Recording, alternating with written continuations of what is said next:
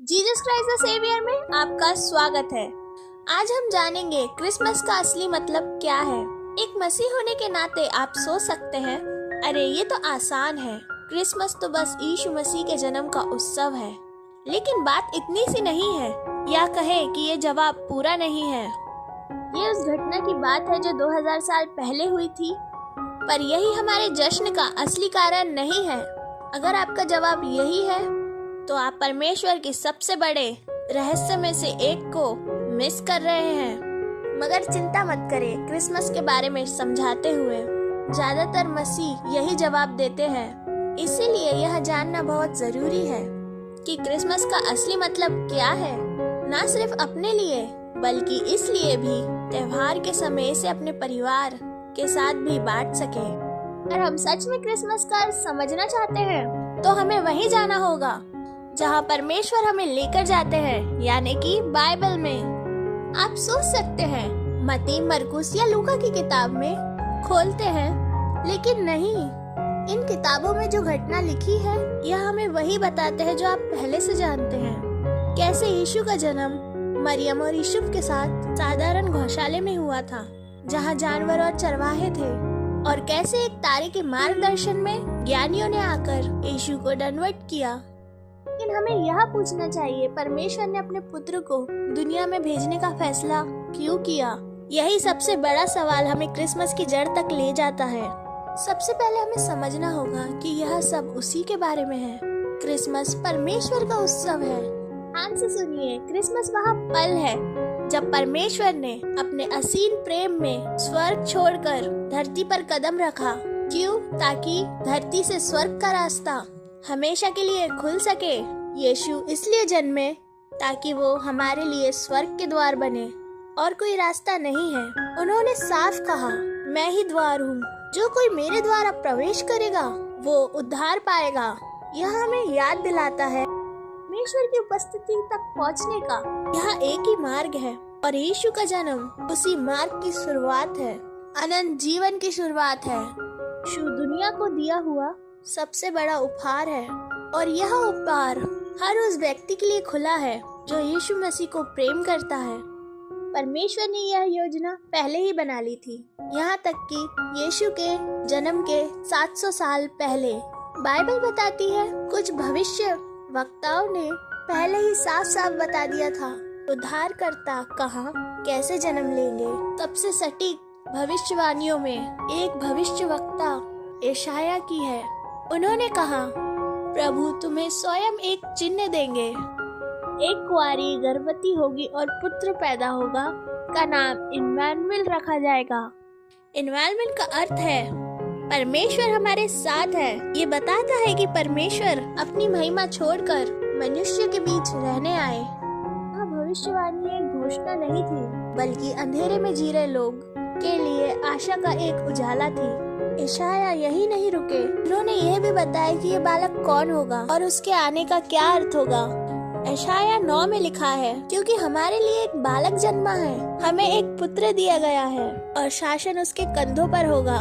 उसका नाम अद्भुत, युक्ति करने वाला, शक्तिशाली परमेश्वर, अंतकाल का पिता और शांति का राजकुमार रखा जाएगा। उसकी शांति और शासन का कोई अंत ना होगा। और सिर्फ यशायाह ही नहीं, भविष्य वक्ता मीका ने भी बताया कि मसीहा का जन्म बेथलेहम में होगा। इससे पता चलता है कि यीशु का जन्म कोई अचानक हुई घटना नहीं थी, यह परमेश्वर की सटीक और पहले से बनी योजना थी। भविष्यवाणी केवल यीशु के जन्म की बात नहीं करती, बल्कि उनके मिशन की भी गवाहियाँ देती है। यशायाह लिखते हैं कि मसीहा दुखों का व्यक्ति होगा, लोग उसे ठुकराएंगे, दर्द से परिचित होगा, पर वह हमारे पापों के कारण घायल किया गया, वह हमारे अधर्म के कारण कुचला गया, हमारी शांति की सजा उस पर पड़ी, और उसके घाव से हम चंगे हुए। यह उद्धारकर्ता न सिर्फ दुनिया में आएगा, बल्कि दुनिया के पापों के लिए खुद को बलिदान देगा। और सबसे अद्भुत बात यह है, यह सारी भविष्यवाणियाँ एक एक करके पूरी हुई, बिना किसी कमी के। यीशु का जन्म एक छोटे से कस्बे में जानवरों से भरी एक साधारण गौशाला में जन्म हुआ। घास की खुशबू, और सरल माहौल में सबसे महान व्यक्ति का जन्म हुआ। परमेश्वर यह दिखाना चाहता था कि उसका राज दुनिया के ताकत या धर्म के मार्गों पर नहीं चलता। वह यह बताना चाहता था कि उसका प्रेम सिर्फ बड़े लोगों, अमीरों, सिद्ध लोगों के लिए नहीं है, बल्कि हर एक इंसान के लिए है। शुरुआत से ही यीशु उन लोगों के बीच में आए जिन्हें दुनिया तुच्छ समझती थी, गरीब, भटके हुए और भुला दिए लोग। उनका आगमन शांत था, उसका संदेश बहुत शक्तिशाली था। संसार का उद्धार करता सेवा कराने नहीं बल्कि सेवा करने आया था। यह सिर्फ बाइबल की सच्चाई को प्रमाणित नहीं करता, बल्कि हमें यह भी दिखाता है परमेश्वर ने अपने पुत्र के आने की कितनी बारीकी से योजना बनाई। हर बात, हर शब्द, हर घटना एक उद्देश्य के साथ हुई, ताकि परमेश्वर का निस्वार्थ प्रेम हम तक पहुंच सके। यीशु का आना उस वादे की पूर्ति था जो परमेश्वर ने बहुत पहले किया था, उस समय जब दुनिया को पता भी नहीं था कि उद्धार कैसे आएगा। यीशु के जन्म से 700 साल पहले लिखी बातें यह साबित करती है कि परमेश्वर हमेशा अपने वादे निभाता है। प्रतिज्ञा किया हुआ पुत्र पूरी मानवता के लिए आशा था। उसका जन्म वह क्षण था जब पूरी प्रतिज्ञा उद्धार के रास्ते को छू लिया। यही वह बात है जिससे हमें क्रिसमस बनाना चाहिए। क्रिसमस वह पल है जब परमेश्वर ने धरती पर कदम रखा ताकि हम जमीन छोड़कर अनंत जीवन के लिए स्वर्ग में जा सके। उसने स्वर्ग छोड़ा और पृथ्वी पर आया ताकि जब हम पृथ्वी को छोड़े तो उसके साथ स्वर्ग में प्रवेश कर सके। तो सवाल है, हम वह उद्धार कैसे पाए जो यीशु ने हमें दिया। बहुत लोग सोचते हैं कि यह इस पर निर्भर करता है कि हमने जीवन कैसे जिया है या हमने कौन से पाप किए हैं, पर यह सोच गलत है। हम सब पापी हैं, चाहे हमारे पाप कम हो या ज्यादा, छोटे हो या बड़े, बात वही होती है। बाइबल साफ कहती है, विश्वास के द्वारा अनुग्रह से तुम्हारा उद्धार हुआ है और यह तुम्हारी ओर से नहीं, यह परमेश्वर का उपहार है, यह कर्मों से नहीं। हम कितने भी अच्छे काम क्यों न करें, हम कितना भी धार्मिक जीवन क्यों न बिताएं, हमारे काम हमें परमेश्वर तक ही नहीं पहुंचा सकते। हमारे कर्म कभी भी हमारे पाप को नहीं मिटा सकते। हर इंसान पाप के कारण परमेश्वर से अलग है।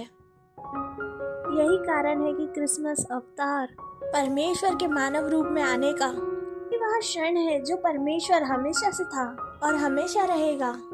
यीशु मसीह के रूप में शरीर लेकर आया। उन्होंने परमेश्वर का पुत्र बनना शुरू नहीं किया, वह पहले से ही परमेश्वर थे। वह परमेश्वर होने के लिए नहीं आए, वह पहले से ही परमेश्वर थे। वे हमेशा परमेश्वर थे और एक खास उद्देश्य से संसार में आए ताकि हम सब परमेश्वर की संतान बन सके।